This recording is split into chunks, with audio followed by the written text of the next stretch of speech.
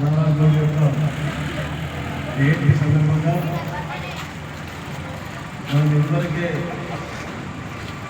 మొట్టమొదటిసారి నిజామాబాద్ జపాన్ పేరులో మొదటి విగ్రహం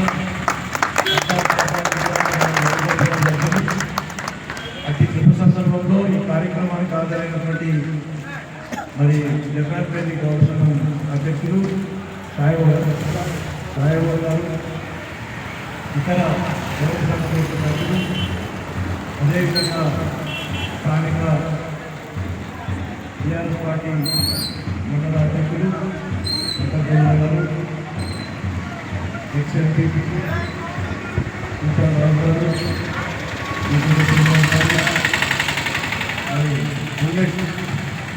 అల్ఫర్ గారు, ఎక్స్ఎంపీ ఎంపీ సతీష్ గారు, అదేవిధంగా గౌరవ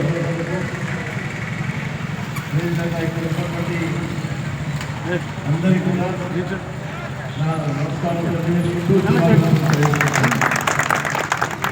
ఈరోజు సర్దార్ సర్దార్ పాపన్న గౌరవగే నాయకుడు కాదు,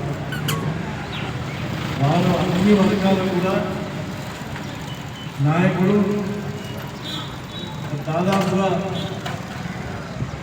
10-15 కులాలను పెట్టుకుని ఉద్యమాలు చేసి ఆనాడున్నటువంటి మొఘలుల సామ్రాజ్యానికి ఎదురిడి మరి పోరాటం చేసి దాదాపు 15 నుంచి 17 కోటలు నిర్మించి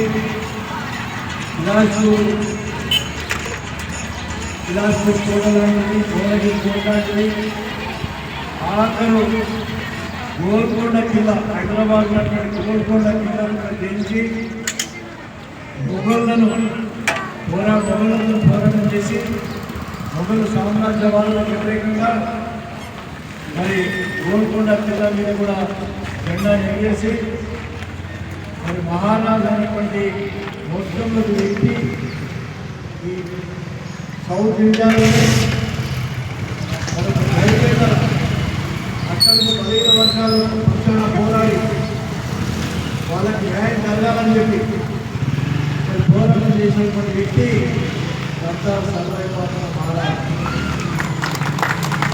ఈరోజు మనము ఆంగ్లేయులు పరిపాలన చూసినాం.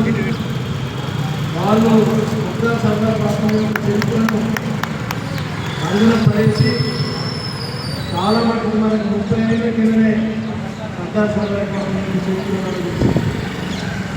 లండన్లో ఉన్నటువంటి మ్యూజియంలో సర్దార్ సర్దార్ పాపన్న చరిత్ర బయటపడ్డారు. అక్కడి నుంచే తెలంగాణ ప్రాంతంలో ఒక ఉద్యమకారుడుగా పెట్టి మరి గీతా కార్మికుడుగా మరి కళ్ళు గీసే కార్మికుడుగా పనిచేసినటువంటి సర్దార్ సర్దార్ పాపన్న అంచెలంచెలుగా ఉద్యమాలు చేసి అన్ని వర్గాలు కూడా న్యాయం చేసి మరి కోర్టులకు రాజీ తర్వాత మరి చక్రవర్తిగా గోల్కొండ కిల్లాని ఏంటంటే గొప్ప మహనీయులు. కాబట్టి ఒకటే చూస్తా ఉన్నాం, మీ అందరూ గతంలో ఎన్నో ఇబ్బందులు ఉంటాం. మరి వృత్తి చేసుకోవాలని కూడా ఎన్నో ఇబ్బందులు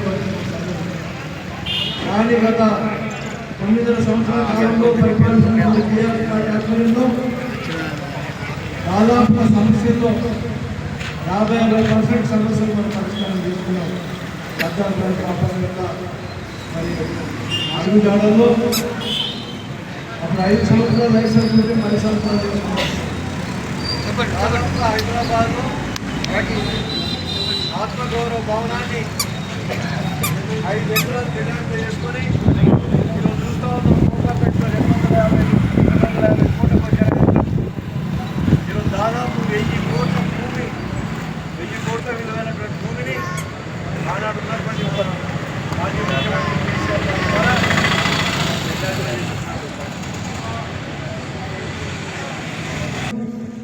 అదేవిధంగా 5 కోట్ల చెట్లు నాటాలని చెప్పి దాదాపు 400 కోట్ల చెట్లు మన రాష్ట్రంలో ఉచితంగా ప్రభుత్వం ద్వారా ఎక్సైజ్ డిపార్ట్మెంట్ ద్వారా మన నాటించుకుంటున్నాం. అదేవిధంగా ప్రతి కార్మికుడు కూడా 50 సంవత్సరాలు నిండినటువంటి జీతా కార్మికుడికి పెన్షన్ వచ్చే విధంగా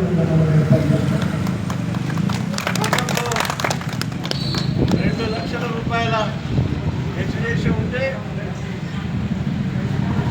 2 లక్షల రూపాయల ఎక్స్కేషన్ ఉంటే దాన్ని 5 లక్షల రూపాయల ఎక్స్కేషన్.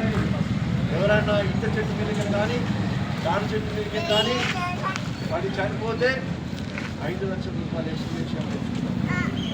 అదేవిధంగా దాదాపు స్వాతంత్రం వచ్చినప్పటి నుంచి రెంటల్ మాఫీ ఎవరు చేయలేదు. కానీ గత ప్రభుత్వ హాయంలోనే పూర్తి రెంటల్ ఏ మాత్రం కూడా రెంటల్ కట్టకుండా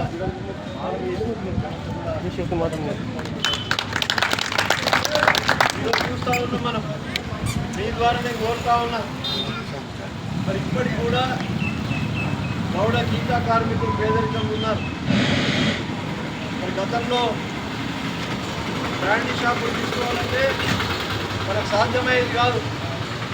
కానీ మేమందరం కూడా కేసీఆర్ గారు వెంటబడి మరి బ్రాండ్స్లో కూడా రిజర్వేషన్ ఉండాలని చెప్పి 15% రిజర్వేషన్ మరి ఘనత కూడా సుమారు 5% ఎస్టీలకు, 10% ఎస్టీలకు, 15% ఈ విధంగా అనేక కార్యక్రమాలు తీసుకున్నాము. 6 రోజులుగా ఎక్సైజ్ దుకాణంలో కాలు లేవు, వేధింపులు లేవు.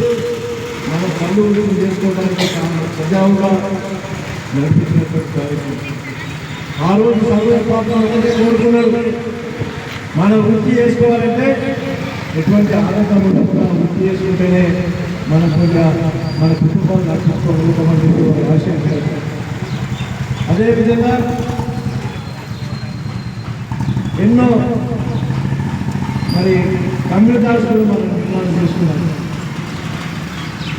ఇప్పుడు మేము డిమాండ్ చేస్తూ ఉన్నాం. హైదరాబాద్లో సర్వే పాపాలలో నెలకొల్పాలని గత ప్రభుత్వ హయాంలోనే 3 కోట్ల రూపాయలు కేటాయించి 1 ఎకరం ల్యాండ్ కేటాయించి మరి ఆ రోజుల్లో ఎన్నికలు రావడం వల్ల వాయిదా పడ్డది. ఇవో ఉంది, డబ్బులు ఉన్నాయి. ఇప్పుడు 3 సంవత్సరాలు దగ్గర పడతా ఉంటే ఇప్పుడు ఈరోజు విగ్రహావిష్కరణ జరుగుతూ ఉన్నాయి. కానీ ఈ 3 సంవత్సరాలు దాదాపు 32 నెలలైంది ప్రభుత్వం వచ్చి ఒక్క కార్యక్రమం కూడా గౌడ సోదరులకు ఒక్క కార్యక్రమం చేసిన పాపాలు. అదేవిధంగా ఎన్నికల ప్రణాళికలు ఏం చెప్పారంటే మేము రాగానే ప్రతి సొసైటీకి 5 ఎకరాల 10 ఎకరాల ల్యాండ్ ఇస్తామన్నారు ఎన్నికల. అదేవిధంగా ఎక్కడైనా కళ్ళు దుకాణాల భవనాలు కట్టుకోవాలన్నా, డిపో భవనాలు కట్టుకోవాలన్నా 90%. అదేవిధంగా వైఎస్ఆర్లో గతంలో కేసీఆర్ 15% ఇచ్చారు కదా, నేను 25% ఇస్తామన్నారు. కానీ ఒక హామీ కూడా ఇప్పటికి కూడా అమలు కాలేదు. నేను మీ ద్వారా ప్రభుత్వాన్ని కోరుతా ఉన్నాను, వాళ్ళు ఇచ్చినటువంటి హామీలు పూర్తి స్థాయిలో అమలు చేయాలని చెప్పి నేను కోరుతా ఉన్నాను. ఈరోజు చూస్తూ ఉన్నాం, గత 5 సంవత్సరాల్లో గత ప్రభుత్వం ఉన్నప్పుడు ఎక్సైజ్ వేధింపులు లేవు, ఎటువంటి దాడులు లేవు. మరి అటువంటి పరిస్థితి మళ్ళీ ఇప్పుడు పోలీస్ డిపార్ట్మెంట్ ద్వారా టాస్క్ ఫోర్స్ ఏర్పాటు చేసి ఈరోజు దాడులు నిర్వహిస్తూ ఉన్నది ప్రభుత్వం. కాబట్టి ఒకటే కోరుతా ఉన్నా, ఏ ప్రభుత్వమైనా ప్రజల కంటక ప్రభుత్వమైతే మళ్ళీ మన జాలను అనేది గుర్తుంచుకోవాలని సందర్భంగా పనిచేస్తూ ఉంటాం. కాబట్టి జగన్మోహన్ గౌడ సోదరులు చాలా ఐక్యత ఉంటారు. మరి జగన్మోహన్ మండలంలోనే గౌడ సోదరులు చాలా ఐక్యతతోని ఈ వృత్తి కొనసాగించుకుంటారు. కాబట్టి మీ అందరికీ ఒకటి కోరుతా నాకు మరి మళ్ళీ మీ దగ్గర అటెండ్ చేసి మరి సర్దార్ పాపం యొక్క జయంతి వేడుకల్లో మీ అందరితో పాల్గొనాలని చెప్పి నా అభిష్టం మేరకు మీరందరూ కూడా ఆహ్వానించి ఈ కార్యక్రమంలో విజయవంతం చేయడానికి మీరందరూ కూడా కృషి చేసినందుకు మీరందరికీ మరొకసారి నా ధన్యవాదాలు తెలియజేసుకుంటూ సెలవు తీసుకుంటా ఉన్నాను. ఒకసారి స్లోగన్ ఇద్దాం. సర్దార్ సర్వాయి పాపన్న మరి అమర్ సర్దార్ సర్వాయి పాపన్న మహారాజ్ కి, సర్దార్ సర్వాయి పాపన్న మహారాజ్ కి, సర్దార్ సర్వాయి పాపన్న మహారాజ్ కి. ఆశయాలు సాధించాం, ఆశయాలు